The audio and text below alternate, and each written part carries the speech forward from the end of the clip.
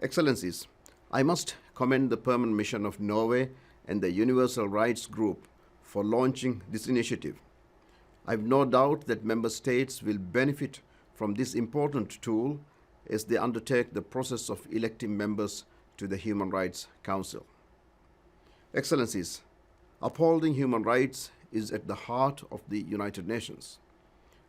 This organization was built upon the recognition that respect for the liberties and dignity of our fellow human beings is paramount. That is why the work of the Human Rights Council is so important. As the principal UN body responsible for the universal promotion and protection of the human rights and fundamental freedoms, the Human Rights Council plays a vital role in identifying and addressing human rights violations while making recommendations on how we can collectively do better. It provides the most effective and comprehensive mechanism there is for holding member states accountable. To ascertain whether they are truly abiding by the principles and provisions of the Universal Declaration of Human Rights.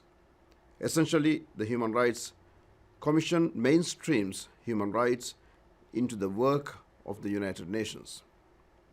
We cannot address human rights without listening to the concerns and voices of the entirety of our global citizenry, particularly those who have been marginalized.